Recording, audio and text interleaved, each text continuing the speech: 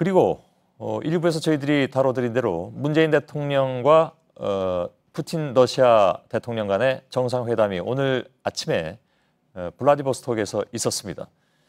러시아에서 취재 중인 기자와 전화로 연결해서 여러 가지 다른 뒷얘기도 좀 있는 것 같은데 일부에서 다루지 않은 내용들을 중심으로 좀 더 듣도록 하겠습니다.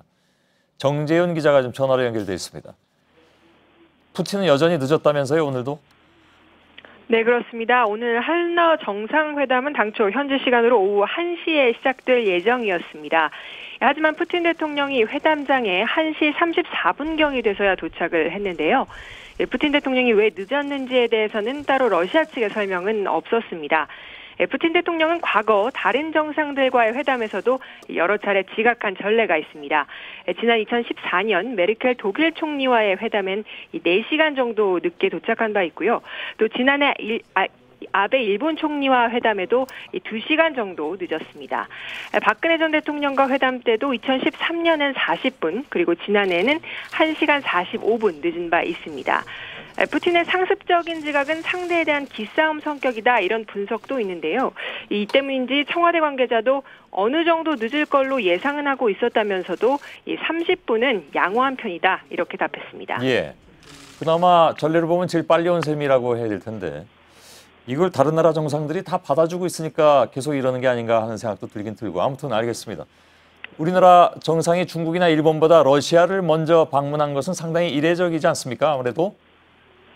예, 그렇습니다. 물론 동방경제포럼의 일환으로 러시아를 방문한 것이긴 하지만 이 북핵 문제가 주요 이슈로 대두되고 있는 상황에서 중국이나 일본보다 러시아를 먼저 방문하는 건 의미가 있다고 볼 수 있습니다.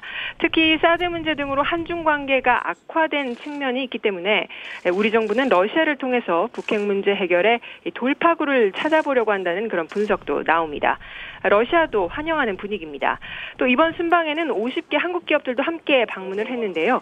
한국 기업들이 러시아에 대한 투자도 늘릴 것으로 보여서 앞으로 한러 간 경제적인 교류도 활발해질 걸로 보입니다. 예, 결국 관건은 북핵 문제 해결에 있어서 러시아의 협조를 얼마만큼 이끌어내느냐 하는 문제인데 오늘 전반적인 분석들은 뭐랄까요, 첫술에 배부르지 않다. 그러니까 문재인 대통령과 푸틴 간에는 이견이 분명히 존재한다라는 것이 일반적인 분석이었습니다. 어떻게 봅니까? 네, 그렇습니다. 일단 양 정상은 이 북핵 불용 원칙과 또 북한이 유엔 안보리 결의를 위반했다는 사실에 의견을 같이 했습니다. 다만 북핵 문제 해법을 두고는 비교적 입장차가 분명했는데요. 대표적인 게 원유 공급 중단 문제입니다. 문 대통령은 이번만은 러시아도 좀 협조해달라, 이렇게 면전에서 강하게 요구를 했지만 푸틴 대통령은 그럴 경우에 북한 병원 등 민간에 대한 피해가 우려된다면서 사실상 반대의 뜻을 밝혔습니다. 다음 주로 예상되는 유엔 안보리에서 원유 중단 문제가 진통을 겪을 걸로 보이는 대목인데요. 다만 신동방 정책을 펼치면서 블라디보스토크 등 극동 개발에 공을 들인 러시아 입장에서도 한반도 안정이 절실한 만큼 북핵 해결에 마냥 남의 집 불구경하듯이 하지 않을 거란 그런 전망이 나옵니다. 예, 블라디보스톡에서 정재윤 기자였습니다.